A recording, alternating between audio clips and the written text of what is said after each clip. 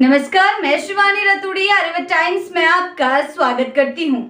बिहार की सियासत में गर्मी उस वक्त और बढ़ गई जब केंद्रीय गृह मंत्री अमित शाह ने अपने 2 दिवसीय दौरे के दौरान अररिया के फारबिसगंज में भारतीय जनता पार्टी के कार्यकर्ताओं को संबोधित करते हुए विपक्ष पर तीखा हमला बोला। शाह का निशाना इस बार सीधे सीधे राष्ट्रीय जनता दल और कांग्रेस पर था। उन्होंने राहुल गांधी की हालिया वोटाधिकार यात्रा को आड़े हाथों लेते हुए आरोप लगाया कि ये यात्रा दरअसल घुसपैठियों को मताधिकार दिलाने की साजिश है। शाह ने स्पष्ट शब्दों में कहा कि राहुल गांधी और लालू यादव की पार्टी ऐसी राजनीति कर रही है जो देश की सुरक्षा और लोकतांत्रिक व्यवस्था के लिए खतरनाक है।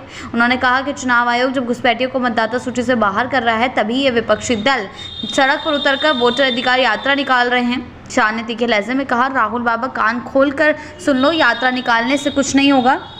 भाजपा का संकल्प है एक एक घुसपैठी को चुन चुनकर बाहर करेंगे।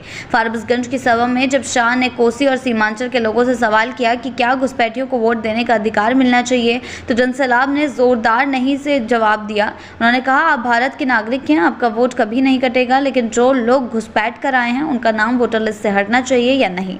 मंच से ये सवाल पूछकर शाह ने साफ कर दिया कि भाजपा की चुनावी रणनीति में राष्ट्रवाद और सीमाओं की सुरक्षा एक बार फिर प्रमुख मुद्दा होगा। कार्यकर्ताओं को संबोधित करते हुए शाह ने कहा कि भाजपा की सबसे बड़ी ताकत उसके कार्यकर्ता हैं। उन्होंने कहा, दूसरी पार्टियों में चुनाव नेता के चेहरे पर लड़ा जाता है, लेकिन भाजपा ऐसी पार्टी है जो हर बूथ पर कार्यकर्ता की ताकत से चुनाव जीतती है। यही कारण है कि आज पार्टी हर राज्य में विस्तार कर रही है और जनता का भरोसा जीत रही है। अररिया की रैली से पहले पटना में शुक्रवार को ही भाजपा की उच्च स्तरीय बैठक का भी शाह ने जिक्र किया, जिसमें बिहार विधानसभा चुनाव 2025 की रणनीति को अंतिम रूप देने की दिशा में कई अहम फैसले किए गए। बैठक में भाजपा के वरिष्ठ नेता, बिहार चुनाव प्रभारी धर्मेंद्र प्रधान, राष्ट्रीय संगठन महामंत्री BL संतोष समेत कई बड़े चेहरे शामिल थे।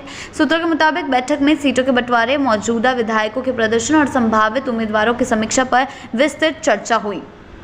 जी हां, आपको बता दें, शाह ने कार्यकर्ताओं को 160 प्लस का स्पष्ट लक्ष्य देते हुए कहा कि 2025 का बिहार चुनाव निर्णायक होने वाला है और इस बार बिहार में एनडीए की सरकार और अधिक मजबूती से लौटेगी। उन्होंने एनडीए सरकार की अब तक की उपलब्धियों को भी गिनाया और कहा कि राज्य में सड़क, स्वास्थ्य, शिक्षा और महिला सशक्तिकरण के क्षेत्र में अभूतपूर्व काम हुआ है। रैली के दौरान शाह का अंदाज जोशीला था और भाषण में उन्होंने बार बार यह दोहराया कि भाजपा सीमाओं की सुरक्षा के साथ कोई समझौता नहीं करेगी। उन्होंने कहा, देश में रहना है तो भारत माता की जय करना होगा और अगर कोई देश में घुसकर मताधिकार की मांग करेगा तो भाजपा उसे बर्दाश्त नहीं करेगी। जी हां, साफ है कि अमित शाह का ये दौरान न सिर्फ कार्यकर्ताओं में जोश भरने के लिए था, बल्कि ये 2025 के चुनावी रण की भूमिका तैयार करने का प्रयास भी था। उनकी सदी हुई राजनीतिक भाषा, तीखे हमले और जमीनी मुद्दों को छूते हुए ये बयान ये संकेत दे गया कि भाजपा बिहार में किसी भी सूरत में अपनी पकड़ ढीली नहीं होने देगी। क्या कुछ होता है आगे चलकर देखने वाली बात।